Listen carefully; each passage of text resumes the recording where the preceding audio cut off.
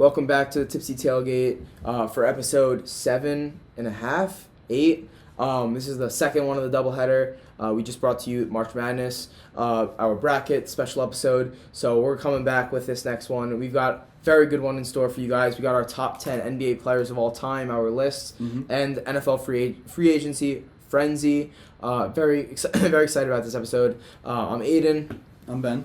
And I'm Jake. And let's get into it. So first off, just throw that out there. LeBron has bought stake of ownership in the Red Sox. We're both Red Sox fans. Yeah. Big Bronny fan here. Love Bron. As we'll see in a little bit. But let's start with the NFL. So Drew Brees retired. Just quick nods in his greatness. Great career. Great career. Love him. Everything he's done in the NFL is truly remarkable. Best quarterback of all time. And it's time, it's time to remember too that he was a free agent signing as well. Yeah. So we'll get to that next probably episode. the best free agent signing. Probably, yeah. Yep. So let's get into some of these notable signings. We both picked teams. We all picked teams that we're gonna go into. Two each. My two. I'm gonna start here. I loved what the Cincinnati Bengals did this offseason so far in terms of free agency. They started off. They signed Trey Hendrickson, a beast from the Saints. He's one of the best pass rushers. He's probably the best pass rusher on the market as of right now. To start, just a pure sack guy. Yeah. They signed him 4 years, $60 million. Not only that, they also went ahead and grabbed Chidobe Awuzie, cornerback from the Cowboys, playmaker, and definitely a great signing. But they didn't just stop there. They paired him with and they grabbed Awuzie for three-year deal. And not just that, they grabbed Mike Hilton from the Steelers, another corner. Yeah. So that's three moves right there where they've Divisional move too. Divisional moves, yeah. Yep. And where they've improved their defensive side tremendously, and which shows you a lot. I mean, if you did all that for your defense in free agency, what are they going to do in the draft? They're probably going to go offensive. They're probably going to draft an O-lineman like we said, but there's definitely a chance they go ahead and they grab Kyle Pitts, they grab a weapon. So that's going to be interesting to watch. I think the Bengals have done a great job. Big fan of their offseason. Keep it up. Get Joe Burrow some weapons, and this is a team that we could see making a run in maybe a couple years. Now, my second team going in, Patriots. All right, this is a lot of people have been saying, whether they either liked it a lot or they hated it. Yep. I actually liked it. Let me first go back. I think I'm going to give the Bengals an A.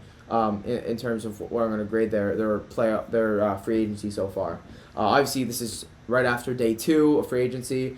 Definitely more moves to come. Receivers haven't even really come off yet. But let's go ahead and Patriots. I gave the Patriots a B+. So here's where I stand.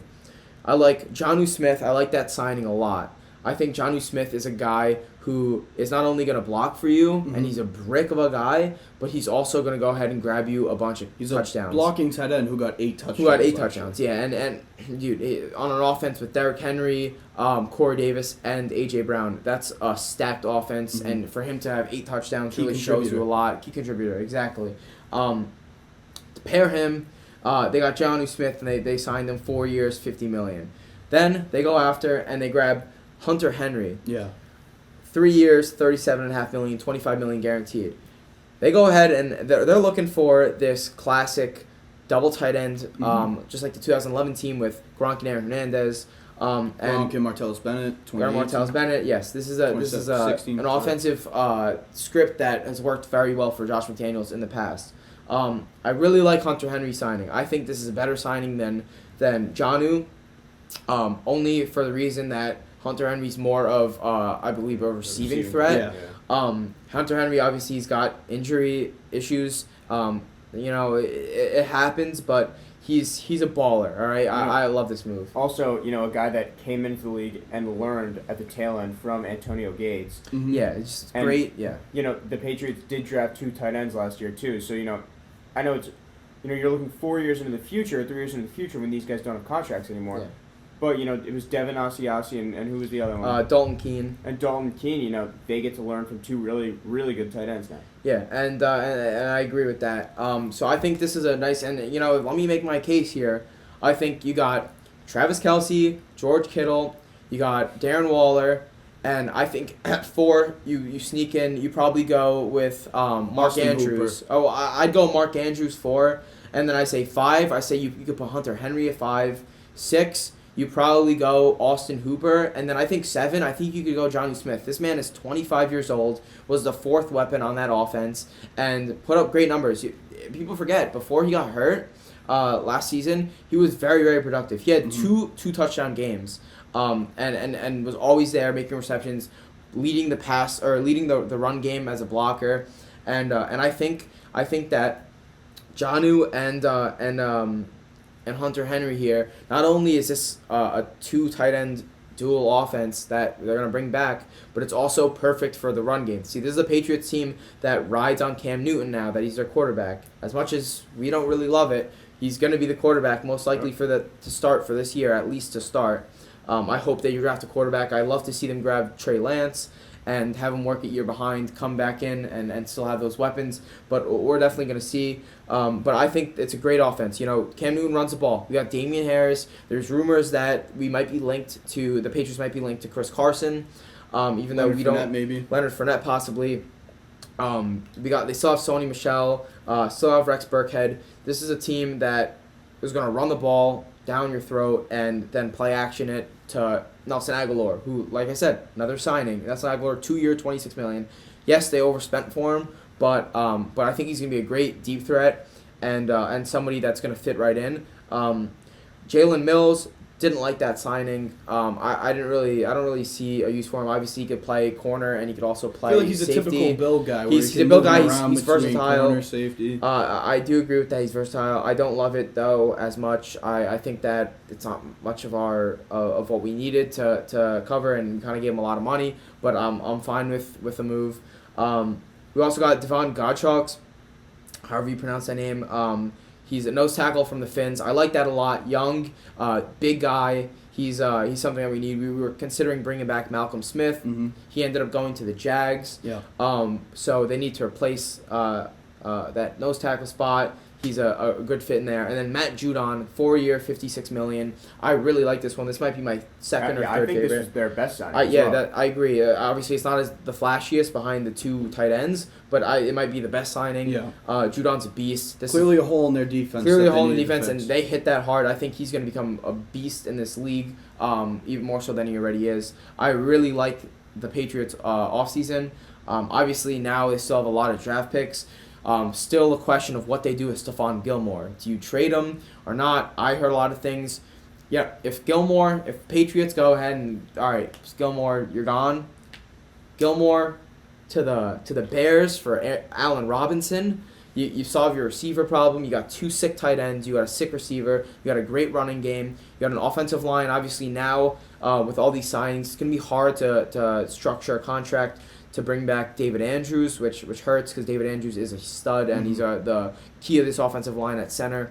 I think they got to address that. Definitely, hopefully bring him back. If the Patriots bring back Andrews, and if they could trade Gilmore and possibly get a receiver or a little bit of draft capital to use in this draft, I think that's another huge move. And like you said, Bill's going for it this year. Yeah. He wants to send some shots at Brady. He doesn't like what he did by winning it all. And this is kind of just a direct correlation to, Belichick wants to win again. He's tired of it. One losing season, he's back. He wants to win again. I think the Patriots, depending on what they do in the draft, I think they can definitely go 10-6 with extended game. Who knows? I think they could probably end around nine wins for sure. We'll see. It's a lot to go on. And Dr. Hightower hasn't played for a year. It's a lot to work with. But now that they definitely have talent that they could work with, I like this offseason. I'm going with B+ here for the Pats. I love the Pats offseason. It's one of the teams I would have taken if you didn't. But my first team here is actually the Cleveland Browns. No, they haven't made a lot of moves, but they addressed maybe the key issue on their team. Yep. To me, maybe the most valuable signing of the offseason. John Johnson III, he's a great safety. It was a huge need for the Browns. I think a guy that could have made a difference in that game against the Chiefs. Mahomes was out, and they weren't able to make the plays that they needed to. So that, and a little bit slept on of a signing to Karis McKinley. He's a great pass rusher, really valuable deal, low risk, high reward, only 1 year, $4.25 million. I thought that was a great signing as well. Low risk, high reward. Yep. And My second team was actually the Jacksonville Jaguars. I am so impressed with what they're doing, going out, getting Urban Meyer, obviously worst team of football, so they got the first pick. Trevor Lawrence on his way in. Marvin Jones Jr. Marvin Jones Jr. I think is a fantastic receiver, and I think that was a great signing by the Jaguars. They pulled him off without paying too much. I think it was 2 years, $14 million. That was a great sign. That's a steal. He's one of my favorite receivers. He was definitely one of the most underrated receivers in this entire draft. To pair with a young star of a receiver like Laviska Shenault. Yep. And yeah, I mean this is an offense that could be hot with Lawrence. And outside of that, they traded for Malcolm Brown from the Saints. I thought that was a great trade. They got Shaquille Griffin from the Seahawks, 3-year, $45.5 million deal. They re-signed Sidney Jones, a really good young corner, a real valuable piece for them. And I think that the Jaguars are kind of adapting the philosophy of you got to cash out when your young stud quarterback isn't making a lot of money. Yeah, The Chiefs did it. The Eagles did when Wentz wasn't making a lot of money. They built a really good Super Bowl contending team, and I think that's exactly what the Jags are doing, and I think they're on the right track.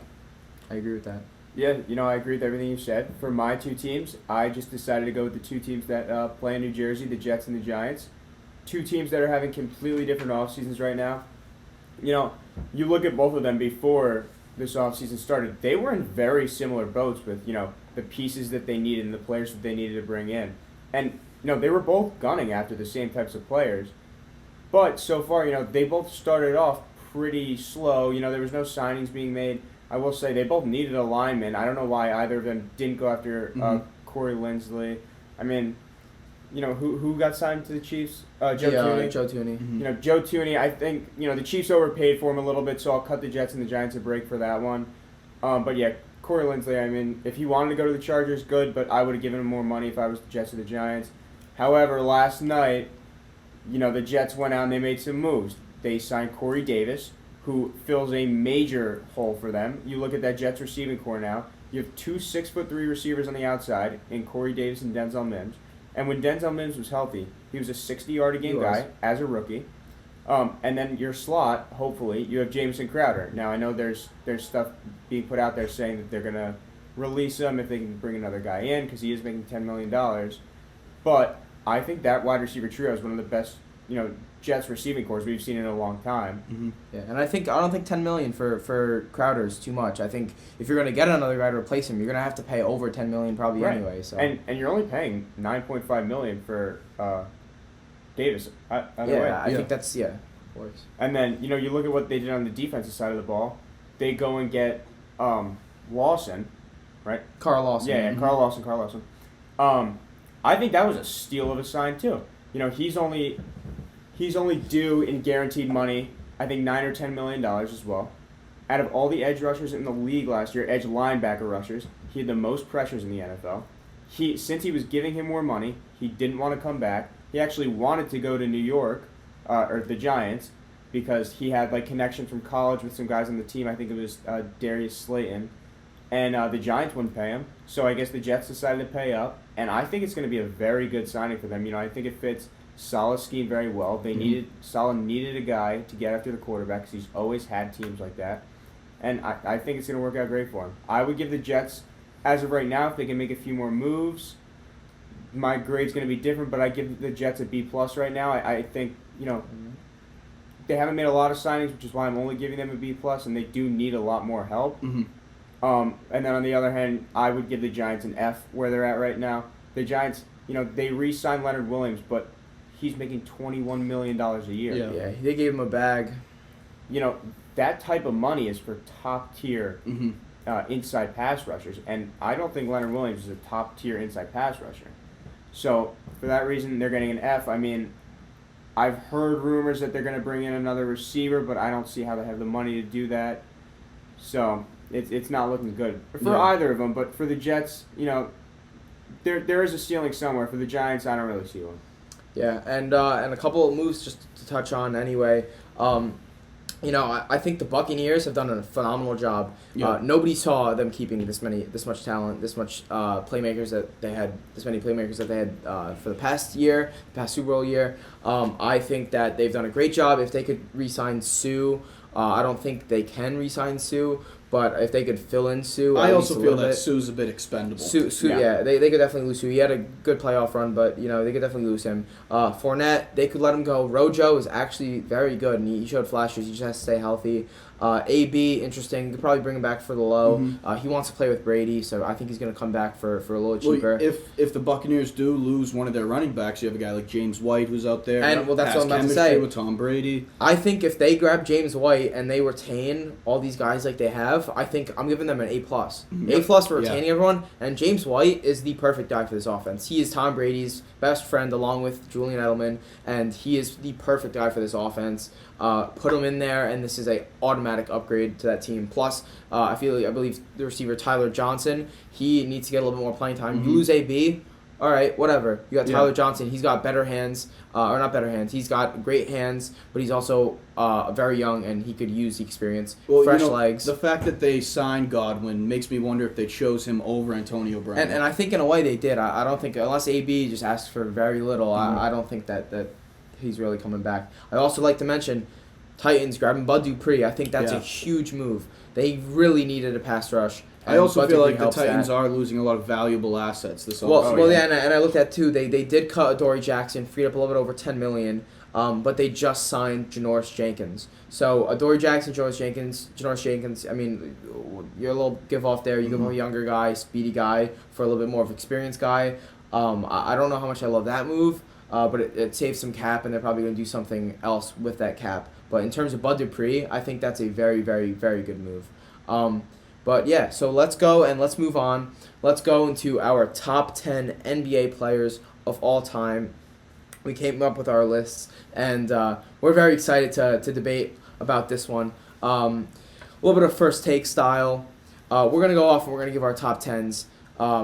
Who wants to start? You want to start? Or? I'll start it off. So at my number 1, I had LeBron James. At number 2, I have Michael Jordan. Number 3, I have Kareem Abdul-Jabbar. Number 4, I have Larry Bird. Number 5, Magic Johnson.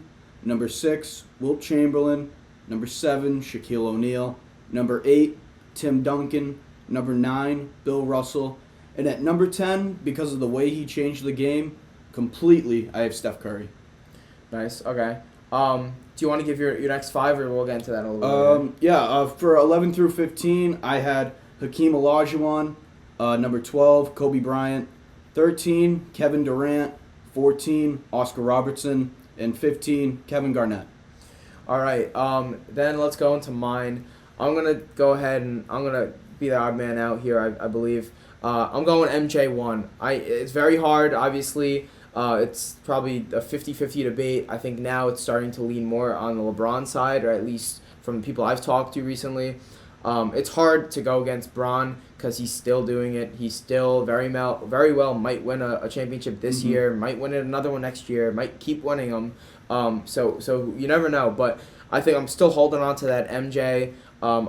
He's right back there, and you got a little nod to MJ. I don't think I'm going to put him just by him yet. If Bron wins this year, you're just gonna have to throw our hands up and just I think if LeBron wins this year, it's really not. You're gonna have to just call it what it is. Very tough. That's kind of a toss up here. I'm going MJ1, Bron 2, Kareem 3, Magic 4, Wilt 5, Larry Bird 6, Shaq 7, Tim Duncan 8, and then I've got Kobe at 9. And I believe that Kevin Durant will retire and be considered not the great. He will be considered the greatest scorer in NBA history. Consider him the greatest. I think he's the greatest scorer. Obviously, he's not going to pass Kareem. Nobody is, most likely. Bron might catch him. I think Bron might. There was a stat that came out that said over the next 3 years or so, if LeBron averages, keeps up his average. If he averages more than 25 a game, he's going to beat it. Yeah. So I mean, that's obviously will be crazy to see, but I think Kobe, no matter what, is going down as the greatest scorer in NBA history, and I think for that reason, I'm putting him at 10.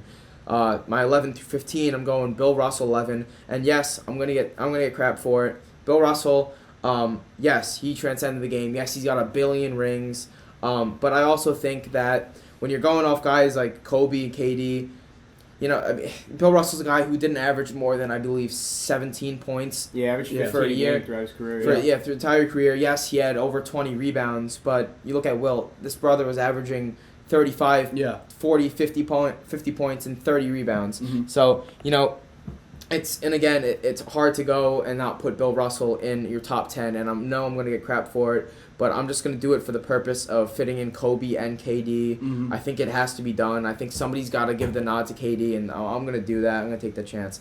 12, going Hakeem. 13, I'm going Steph. I believe he's so transcendent, and it's going to be tough to leave him out of your top 10 probably by the end of his career. But with the his early career, with his ankle injuries that set him back a little bit, he's going to have to do a lot of work to really fit into my top 10 if I'm going to change him in there. But definitely has the opportunity to. Oscar Robertson at 14, and then Dirk Nowitzki at 15. All right, so for me, I had LeBron at 1, Jordan at 2. I had Shaq at 3, Magic at 4, Wilt at 5, Kareem at 6, Bird at 7. 8, I had Tim Duncan. 9, Bill Russell. And then rounding out the 10th spot was Kobe. My 11 through 15 was Hakeem, Dr. J, Kevin Durant at 13, Oscar Robertson at 14, and then I had Dirk at 15. So I didn't have Curry on this list just because, as of right now, you look at all these guys' careers, and they've been dominant throughout. The one thing, and you mentioned it before too, the one thing about Curry, and yes, he will, I do believe he'll be hopefully in the top 10, definitely in the top 15 players of all time by the time he retires, because I think the way his game is, he could do it for a long time. Yeah. But he just didn't come on into the league and just make his statement. It took him 4 or 5 years, and he was actually going to get traded early on in his career. Which I think it was to me that kind of adds to the legend of Steph Curry. He didn't come out guns blazing right away. No, it does, but he's just not going to have his legend's the numbers definitely there, but the numbers will take a hit. And I will say the only reason that I have a guy like Steph ahead of KD is because KD joined Steph. Steph didn't join KD to win rings. Steph was already winning. Well, let's get into some of the bigger debates here. All right, LeBron 1, MJ 2. I have MJ 1, Bron 2. We've got strong opinions here. I'm not strongly opinionated in terms of who I like 1, who I like 2. I think it's just a matter of time before Bron gets 1, and we're just holding on to MJ at 1 for now. But we've got strong opinions here. Let me hear your case. In my opinion, LeBron James is the best player of all time. I think he became the best player of all time when he came back from down 3-1 in the finals to a 73-9 team. Yep. I think that the teams that he has had to play against in the finals are much better and much greater than the teams that Michael Jordan had to play in the finals. You look at the San Antonio Spurs with Tim Duncan, Manu Ginobili, Tony Parker, and Kawhi Leonard. I don't think Michael Jordan's Bulls would have beat that team. Nope. I don't think they would have beat the KD Warriors, obviously, with Steph Curry, Kevin Durant, Klay Thompson, and Draymond Green, and Andre Iguodala. I don't think that Michael's Bulls would have beat that team. And to be honest with you, I think that the only team that Michael Jordan played in the finals that was higher competition than LeBron's in the finals, or not higher than some teams, is the Utah Jazz. Yep. The Utah Jazz were the only all-time great team that Michael had to play in the finals. And for that matter, too, look at the teams and the players even that LeBron has brought to the finals. Absolutely. And what do these guys do after they leave LeBron or after LeBron leaves them? They're nothing. The Cavs have been a 19-win-a-year team every year since LeBron's left. Always had lottery picks. What happened when Jordan left the Bulls? They got better. They went to Game 7 in the second round and lost. They were still a very competitive team. That would never happen with LeBron James' team. To me, he brings more to the table. He makes everyone better. In my opinion, Michael was a bad teammate and made some teammates worse, to be quite honest. Well, now, let me see this.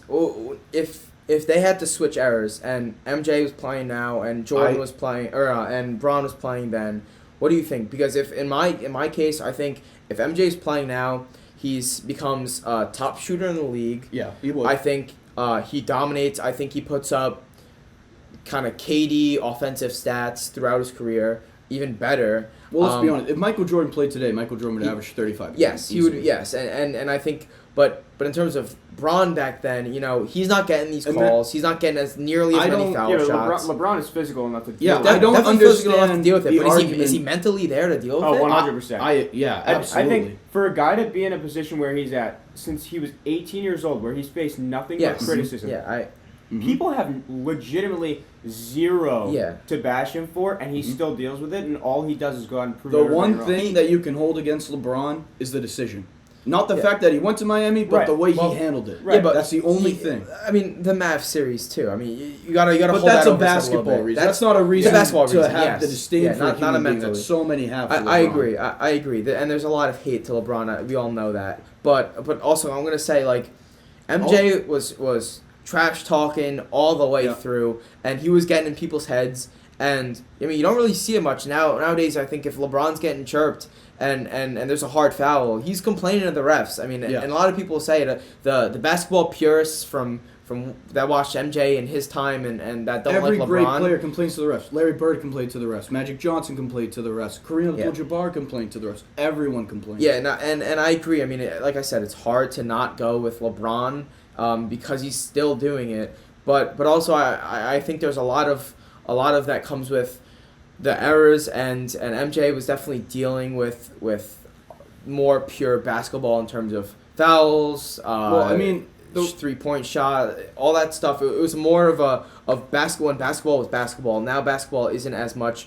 But definitely for I'd at least say half. Well, of I would LeBron's argue career, for LeBron's first three I'd say, rings, it was basketball. Well, I agree with that, and that's why I definitely think near the end it's gotten a little bit harder because it's definitely a different era than when MJ's playing from now to then. One thing to me that shows LeBron's greatness is he has 4 Finals MVPs, but has won 3 Finals MVPs with 3 different teams, and that's never been done before. You know, when Kawhi went to the Clippers, everyone was saying if he becomes the first player to get a 3rd Finals MVP with a 3rd different team, that might project him into top 15 talk all time. So what would that do for a guy who at that point might have been the GOAT already, but if anything he was 2nd? What does that 3rd Finals MVP on a 3rd different team do for his legacy? And I agree. He almost had a 4th one the year Andre Iguodala won it. Mm-hmm.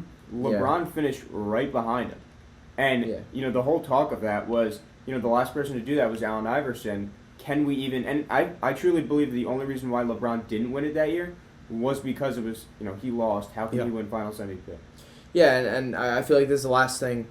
LeBron obviously created the super team, the 3-star super team, but and I mean it's easy to say like all right but MJ had Pippen. Did the Celtics start it? Well, you could definitely say that, but I think the LeBron's was the first player forced. Yes, he was the first. Sure. He was the Heat were the first.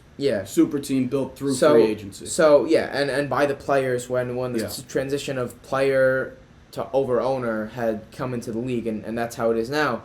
But you think if MJ was then, you think MJ's calling up his buddy on another team and being like, listen, I love Pippen, love Rodman. Let's come over to my team, take a little bit of a pay cut. Whatever we can make work. Here's the beauty of it. Michael Jordan didn't have to do that because he was always playing on the best team. They were already there, yeah. And I agree, but I mean, in terms of MJ and competitiveness and everything that was going on at the time, if he knew that there was going to be super teams in the future, I'm sure he would. Oh yeah, he would have went for 20 rings. Yeah.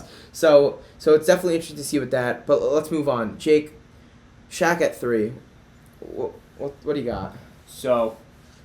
My reasoning for this is I truly believe when you look at big man dominance over time, and I'm talking about post-1975 big man dominance, there's never been a more dominant force in the NBA than Shaquille O'Neal. When I was looking at his stats today, he had a 10-year span where his averages was 27, 12, and 3 and 3. That's phenomenal. There was also something, you guys had to have seen it before. If Shaq was like a 60% free throw shooter to some capacity, he'd be like top 3 scorer of all time. He'd be way up there. I mean, you would look at Shaq, and I get it, he played with Kobe, but even when in his young years in Orlando, there was nobody, and still throughout his entire career until Well, I mean, you say he played with Kobe. I think Shaq could have won those 3 championships with a number of 2 guards, to be honest with you. I think he would have done the same thing with a guy like D. Wade. He would have done the same thing with a guy like Tracy McGrady. I think there are a lot of guys. Well, he won one with D. Wade, too. Yeah, people say this is a little controversial to say. They say it was more of a duo, more of a partnership. I think it was much more Shaq than it was Kobe. Oh, 100%. And Shaq is just the most physically dominant player in But with that being NBA said, history. I think it's very tough to put Shaq ahead of a guy like Kareem Abdul-Jabbar. Yeah, like when Kareem made dunking illegal for a point in time. He had the most unstoppable move, the Kareem, hook shot. Yeah. Kareem was the guy that everyone was putting number one. Yeah. Mm-hmm. But here's the thing: if you had to pick one of them, in any era, Kareem or Shaq, who is your center? I might take Shaq. Exactly. Yeah, I'll probably go with Shaq. I mean, but who had a better career? In what time frame? Career-wise, it's tough. You saw a guy like Kareem who aged gracefully and played great into his 40s, and you see a guy like Shaq who was really done at like 33, 34. Got big. So Shaq retired in 2009, 2010. That was when he was on the Celtics. He got into the league in 1992. So, I mean, he still had a 17, 18-year career. There's nobody, especially a big guy who's just banging bodies down low. Mm-hmm. Even his last year on the Celtics when he was terrible, he still put up 10 and 10. I think if Shaq took care of his body and did what he was supposed to as a professional athlete, I think he would be the third greatest player of all time. But since he didn't, I still have Kareem ahead of him. All right, I agree with that. So let's move on. We've got Larry, Magic. Ben had Larry, Magic, Wilt in that order. I had Magic, Wilt, Larry, and Jake had Magic, Wilt, Kareem, Ben, Larry. So what do we think? I mean, I personally, it's the Magic Larry debate. Very hard, in my opinion. I think Magic definitely has a little bit of an edge over him. It's such a toss-up, but I think Magic, just because he had just such a good career. I mean, Larry had to deal with a lot of things off the court. So did Magic. Well, he did too, yeah. So did Magic. But I think Magic just rounds it out for myself. The hardest thing to do in this list, I think, was putting Magic at 4 and not putting Larry right behind him at 5. Yeah. I felt like Wilt had to fit in there, and I couldn't put Wilt at 6 just because he was so good in when he did it, and I understand he did it against a bunch of mailmen and people that just didn't even play basketball for the reasons that he played. But it's hard to knock him for that. It's just statistically the most absurd player in probably sports history. He's a great player, and I had to put him 5. In terms of Magic and Larry, though, I had to go Magic right ahead, and it hurts me that I couldn't put Magic then Larry. I had to do Wilt. What do you think? Well, to me, I think that Magic and Larry, I have no problem with people putting Magic ahead of Larry. However, I think Larry was a better player. But I think that those two have to be in the top 5, because without those two, the NBA could very well not exist today. They saved the NBA. They saved the ratings. They're the reasons that the NBA started doing live games. They were pre-recorded. Even finals games were pre-recorded. But to me, Larry Bird hit a much higher peak than Magic Johnson. He did more with less. Well, he didn't win more, but he had worse teams than Magic Johnson. If you put Larry Bird on those Lakers teams, I think they win more championships than they did with Magic Johnson. I think that the Celtics were the 80 Celtics. They had the greatest front court of all time, but really they wouldn't have been if they didn't have Larry. Larry was the key to all of it. Guy, yeah. If you start comparing, you look at Kareem versus McHale. Who's better? Obviously, Kareem's better than McHale. You look at it, who's better between Worthy and Parrish? Even I'd give the edge to Parrish. I mean, not Parrish. To Worthy. So to me, that's why Larry is higher than Magic. Yeah, and it really is preference too. A lot of who kind of fits your game more. Mm-hmm. Larry loves shooters. Larry's a shooter. Magic not as much of a shooter. Dishes the ball, just a slasher as well. Could ball out and drive in the paint. It's really just how you roll with that. Yeah, and my debate, and I put Bird at 7, and I do feel bad for putting Bird at 7. But when I was making this list, one of the things that I kept in my mind, and that's why I asked you guys, if you put these guys in any era in the NBA, would they be what they were during the era that they played? And although I do think Larry Bird would be a top 10, 15 guy in the NBA today, I just think his style of play is not transcendent through the entirety of the NBA's history compared to if you put Magic Johnson today in the NBA. I think he's a better version of what Russell Westbrook is. I think he's a Russell Westbrook that also helps his team. instead of just a guy that will stat pad and do all this. Yeah. I don't know. I think I have to disagree with you. I think that Larry's game would translate beautifully to today with all the spacing, all the shooting. Larry might be like a Klay Thompson type, whereas Magic might be like a Westbrook type. Larry today would be more. Klay Thompson, who could do more, run around and dribble the ball. Yeah, who could do more, exactly, and get more rebounds. So that's very tough. Those guys are so close to each other. But let's move on to this next one. Ben, no Kobe in your top 10.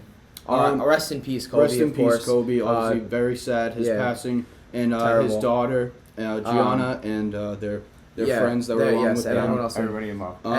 But in terms for this, Kobe, me and Ben, me and Jake, I had Kobe 9. Jake had Kobe 10. No Kobe in your top 10. He was 12. What do you think? Obviously, Kobe is a fantastic player. He was great. 5 championships. However, I feel that the first 3 were because of Shaq.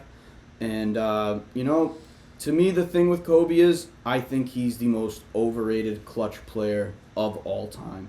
You look at it, 7 of 28 in the final 24 seconds in a game, 5 of 22 in the final 10. You look at a guy like LeBron, he's 8 of 20 in the final 24 and 6 of 11 in the final 10. A guy like Michael, final 24, he's 9 of 18, and in the final 10, he is 5 for 11. So they're much more efficient in the clutch moments. Kobe, without a dominant big like Shaq or Pau Gasol, he either missed the playoffs completely or made no noise in the playoffs.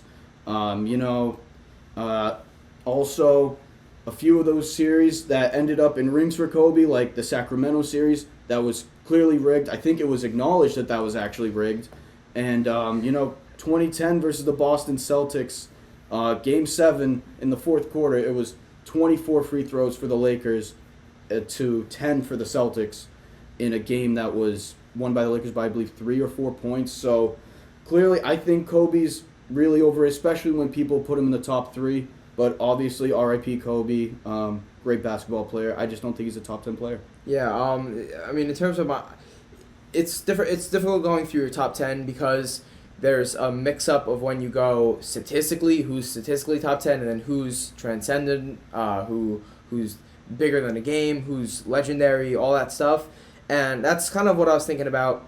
I think Kobe was definitely, in terms of Bill Russell not being in my top 10 being 11 and Kobe being 9, I think if you think of the game of basketball, yes, Bill Russell's older now and we weren't in the era when he played, but I think him winning all those rings doesn't really stack up to the legend that Kobe kind of has around him. And not only because he passed, but even before that, this man was basketball. He was basketball. And I even think if that tragedy never happened and he was still alive today and LeBron retired and we moved on, I still think you look back at this time in the NBA and you go, oh yeah, that time was great when Kobe and Bron played. Let's not act like Kobe's passing is why people have him in the top 10. He was in the top 10. Definitely top 10. And in many lists, he kind of rounds out the top 5 I saw on a couple lists.